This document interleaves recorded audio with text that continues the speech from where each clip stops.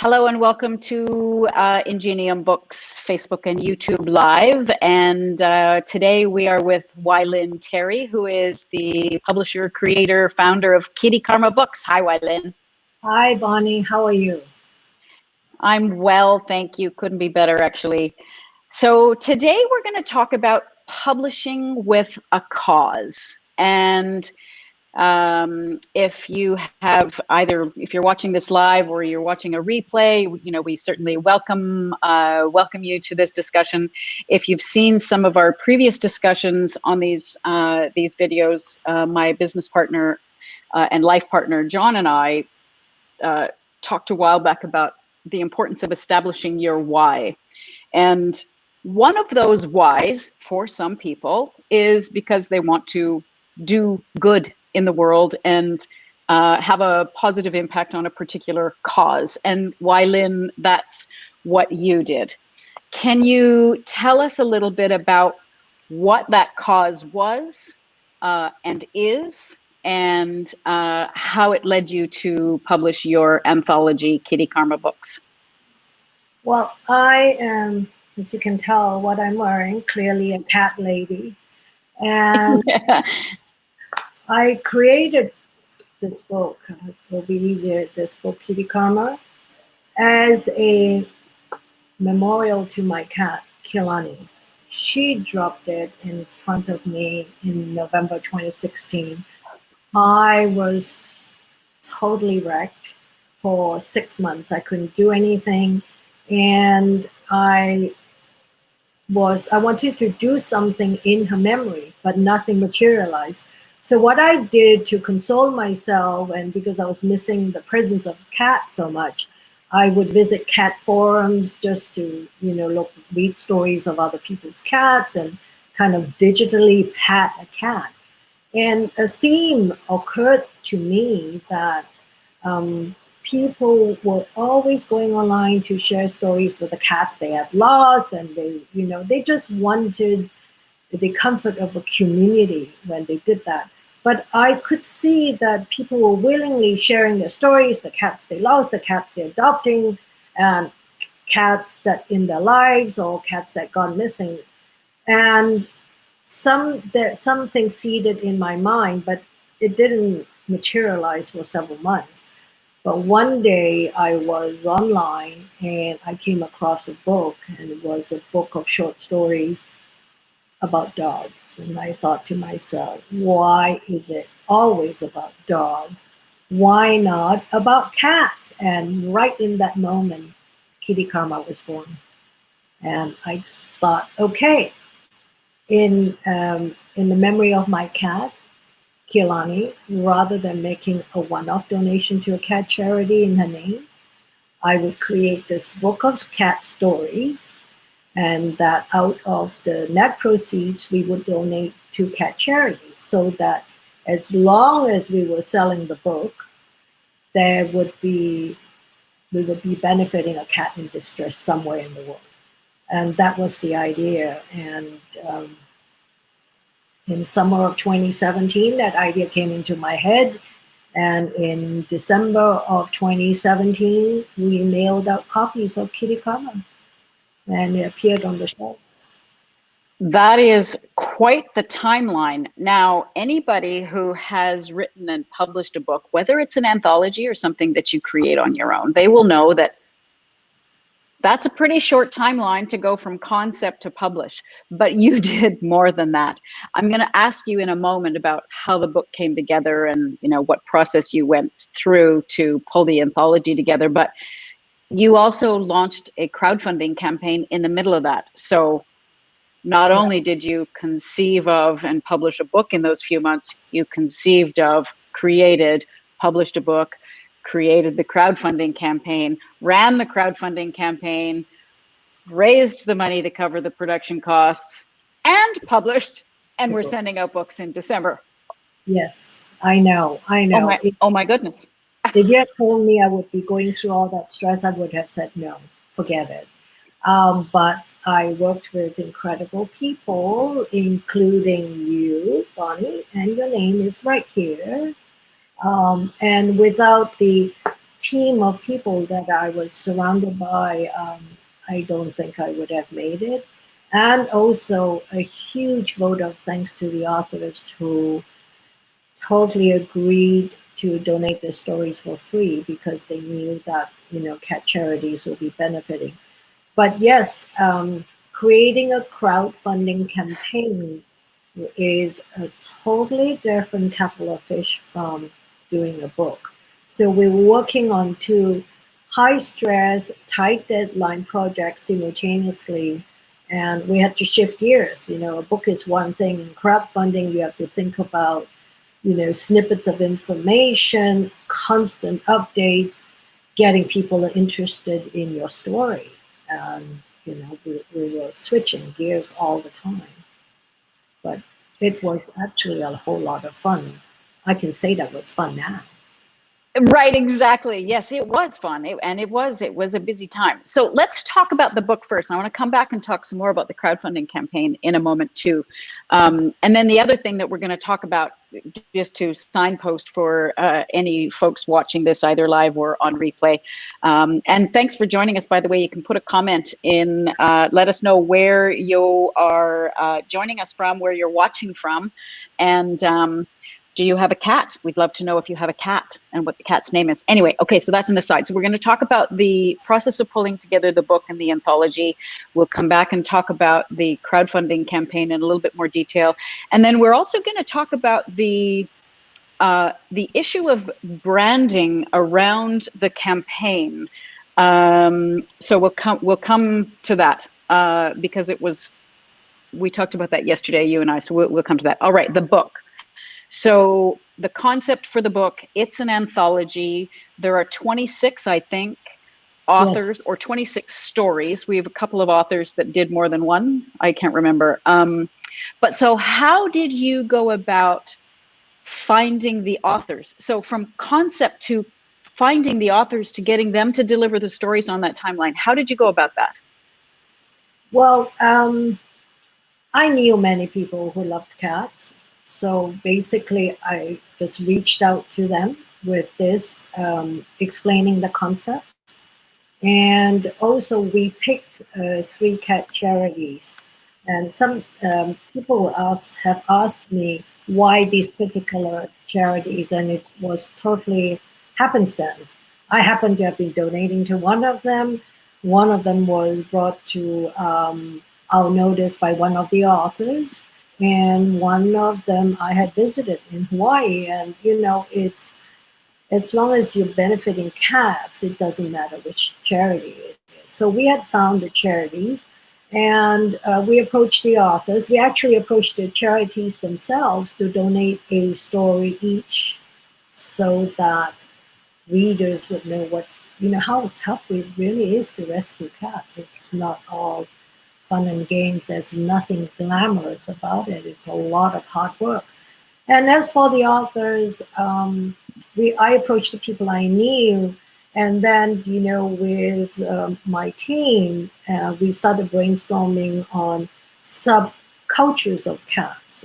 And I think, Bonnie, you're the one who told me about the boating community that lived with cats on board the boats, and they will sail on the high seas.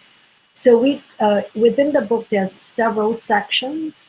There's sections on cat rescue. There's sections on the boating community, then the cat charities themselves. There are a number of documentary type topics, because overall the purpose of the book was to entertain, but also to raise awareness and consciousness to the issues surrounding cats. I mean, cats on the internet have great entertainment value, but there are some ugly issues, in the cat world. People giving up cats because they claw their furniture.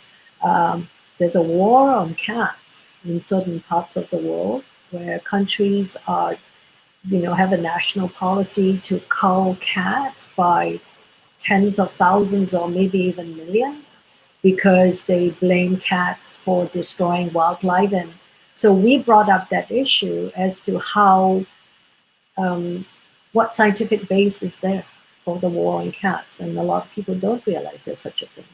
So we wanted to raise a consciousness to the problems of shelters, drawing the difference between no-kill shelters and kill shelters, because a lot of people think, okay, I'll just bring my cat to a shelter. Somebody's going to come and to, adopt a cat. And we talked about how many body bags there are in a shelter every day, in a kill shelter. So it was both entertainment, and there were some very sad stories of people had lost their cats, and there were some very funny stories, and there's some talking about the dark side of the cat world. And all the authors just stepped up to the plate and said, we're here. I mean, we also had stories by cat nannies, people who babysit cats when their parents are away. And we had two world-renowned animal communicators, Colleen Nicholson and there's a lady in Toronto. Her name will come to me in a minute. They wrote stories about using animal communication skills to find cats or to speak with cats, to understand what the problems are. There's no end of stories to cats. I'm going to look for her name. Her name is Claudia. Her first name is Claudia, and right now her name just, I'm just, I'll find it in a minute. It'll come. It'll Yes. come. So the notion of the shelters, the first shelters that you chose were from all parts of the world. There was Syria and New Zealand and Hawaii. The authors were also, the contributors of the cat stories were also from all over the place. There was India and somewhere in the Netherlands, I forget the country. There was the boat, live aboard.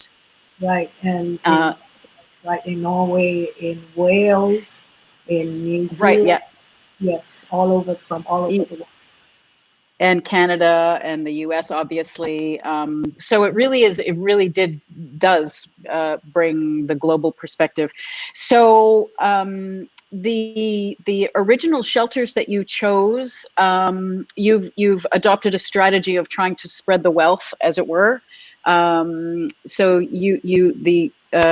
tell me about how you've decided to approach the shelters and the cat charities that you're now contributing to. Well, originally we said that the net proceeds would go to these 3 shelters. And I believe we've sent out 3 rounds of checks to all 3 of them. But in the meantime, we had to create interest in the book because there are no net proceeds, but a lot of expenses without selling the book. And we created a very active social media profile.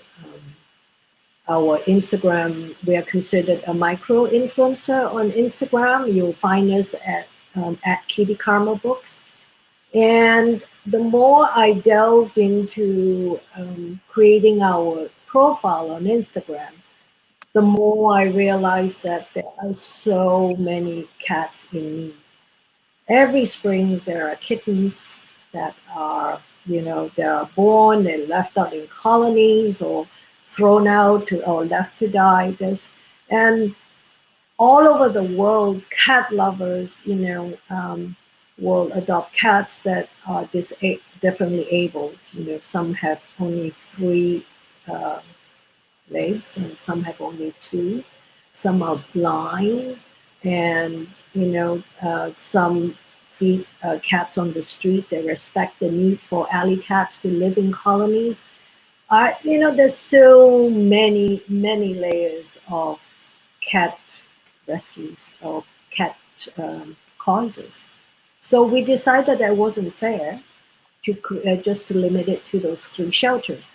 But at the same time, as you and I talked yesterday, we actually had to take a step back, because in the beginning, it was all about the book. And as we worked on creating attention on the book, we realized that our messaging wasn't enough. the initial messaging was all about the Kitty Karma, the book, you know. But as we stepped back, we realized that while we were investing into social media and all that activity, our expenses were growing, but there was no income coming in.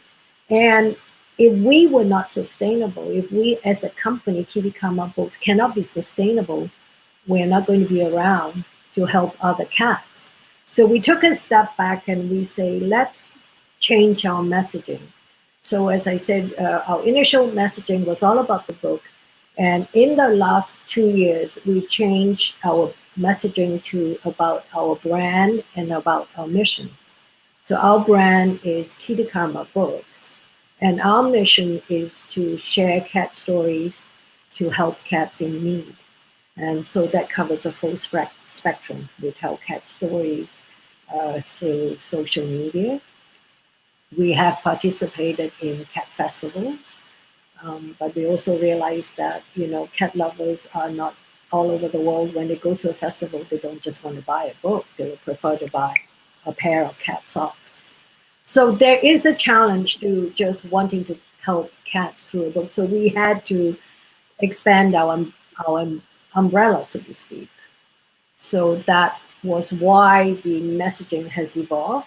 And as a result of taking a step back, we decided to just freeze the donation strategy, but make ad hoc donations to cats in greatest immediate need. For example, 2 months ago, we donated $200 in homeopathic medications for one foster cat. She's with a medical foster he is with a medical foster in Texas.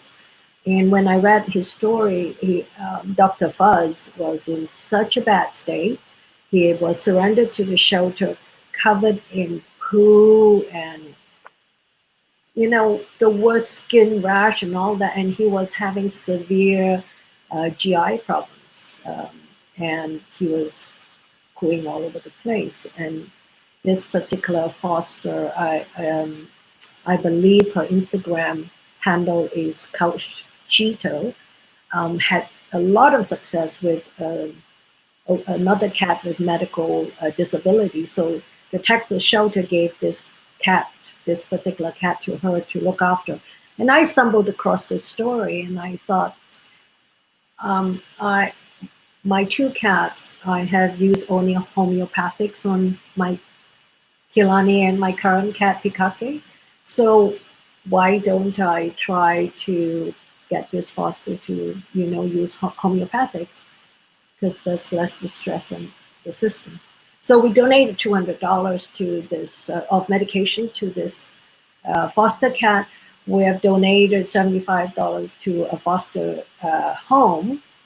The poor lady lost her home suddenly. Her cats had to be evicted and brought to another foster home, and the other foster home, you know, had the foster mom had her, you know, her hands full, and where was she going to get the money for additional food for the extra cats? So we donated to that.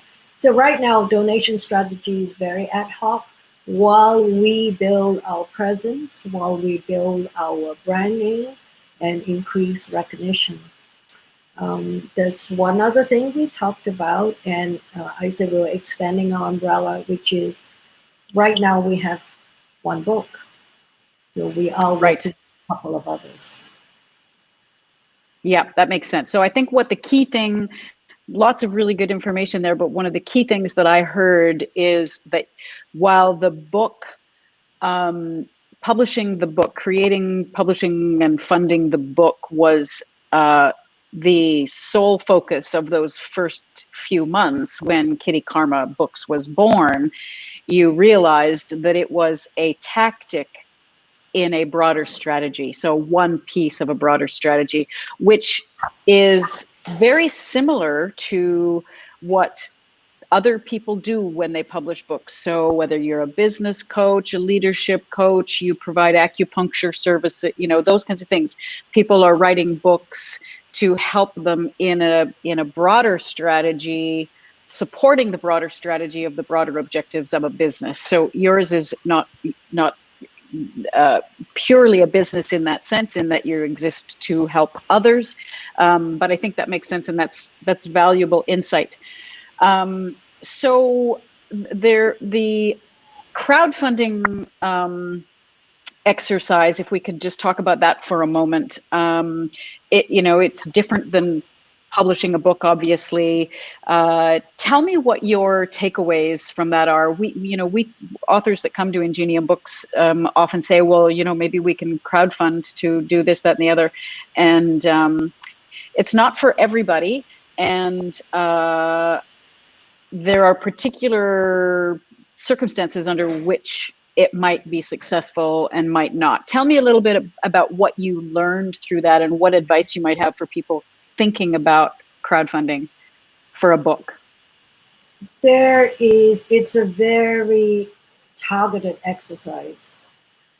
We had to appeal to cat lovers, and we timed it so that the book would be available as a Christmas gift. But initially we had this hubris thinking, okay, it's a book to raise money for cats. We're going to get a lot of people interested in it, but there is so much attention for the crowdfunding dollar. So we started from zero recognition. No one knew who we were. We didn't even have a social media presence. So in the run-up, and this was 2016, so the environment is very different right now. In the run-up to, as we were working on the book, and in the run-up to the crowdfunding, we realized that we had to be super aggressive on social media.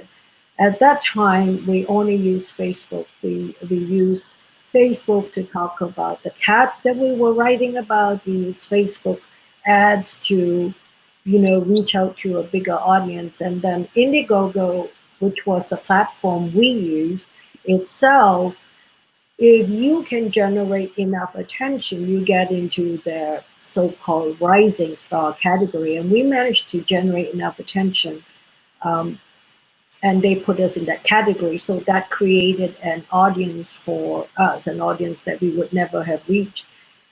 We also reached out to cat bloggers. I think we reached out to 4 or 5 of them, and they blogged about us, and that helped a lot. We somehow we did a email list. I mean, that was like a scattershot email list. But out of that, we got a PR agency in the UK willing to help us out. In fact, they wrote a small little kind of acknowledgement for us in the book. They came across the story. We told them the story. They came across it. I believe we tweeted and we approached whole series of people through the Twitterverse, and this PR agency was the only one that came back. So, for someone like us, we started with no profile, no recognition. We actually had to do a scattershot approach. I would advise authors, as they are working on the book, to create a social media profile. It's okay to take your potential reader on the journey with you as you're creating the book. It's okay. In fact, I think that is a way of winning people over. You can share snippets of stories. If you have an illustrated book, share illustrations, ask for feedback. Take your reader with you on your journey. That was something we did, but we had 2 months. 2 months of the time. Right. The crowdfunding. We had to close because of the production deadline, the mailing deadline, and so on and so forth. Now, if I were to redo it, I would start 6 to 7 months, away. I mean, earlier. Thank you. Before the production deadline, not the delivery deadline, the production deadline. And don't feel you have to prospective authors or to current authors or whoever, don't feel that you need a book in hand to excite people. They get excited by going behind the scenes with you. And I would have done that. But like I said, our window was too small. So we did whatever we could. And even with that small window, and even with starting from a standing stop, you still made your funding goal, and Yes, you still made your timeline targets. yeah, we exceeded our funding goals slightly, which was great. And also, one more piece of advice is um, go bigger in your expectations. Right. Go bigger, because the costs ended up being more than we expected because of printing. We had hardcover books, and I mean, we created all sorts of perks, which is is a challenge in and of itself. Creating no cost or low cost perks, but ours was a book, so there were a lot of mailing costs because we were mailing out to people around the world. But yeah, we exceeded our expectations, which was great. I mean, it was great. Again, go bigger. That's my advice. Go bigger. Start earlier. Go bigger, start earlier. And leverage any social media presence that you have. From allies, if you already have a presence somewhere from allies, it's always good to form allies within your sphere of interest. For me, it is the cat community of Instagram, which is a wonderful, multi-layered community around the world. I will take a different approach if I were to do it again, because we have more of a brand recognition now. But for someone starting cold, those pieces of advice will be what I would like to leave them with. Go bigger, go earlier. Yeah, that's right. So we're just about out of our 30-minute self-allocated time slot. It's kind of funny. We could go as long as we wanted to, but because nobody's saying, "Hey, we're in line to go next." But just a quick, you mentioned a couple of things earlier, but what's next for Kitty Karma Books? I'm working on a children's book because as part of creating cat awareness, I like to start young. I think my target audience is between 5 and 8, kind of 4 and 8, kind of a bedtime story. But it's going to take a central character. In fact, it's going to take our cat, Pikake, whom we, thanks to you, has blessed our lives with so much joy. I'm going to awesome her as a central character, and it would be a photo illustration book. We're still working on it, but we're giving ourselves more time. We don't necessarily have to do a crowdfunding this time. So we expect to have it out by October, in time for Christmas shopping again. That's fantastic. We'll be watching for that. So I just want to, because of course I didn't think to ask you before we started or early enough. So where do people find you? We've already posted in the comments, and I shared on the screen the address of Kitty Karma Books on Instagram. Where do people come to find you on the web? Quite honestly, the best place is to either to direct messages via an Instagram books on Instagram or on Facebook. Perfect. We are also at Kitty Karma Books on Facebook. Reach Wai-Lin. I'm just going to put this in the comments for people. Kitty Karma Books via Instagram at Kitty Karma Books. I know it's a little strange thing to be doing while we're live here wrapping it up, but or on Facebook. Okay, fantastic. Well, Wai-Lin, I want to thank you very much for taking the time out to share your experience with us on publishing for a cause. One of the many ways and reasons that nonfiction can be put to use to make the world a better place and to feed on individual passion, personal passions, and you know, the cat loving community around the world is, I would say, very engaged, right? Right. And thank you for this opportunity, Bonnie. It was a pleasure. Thank you.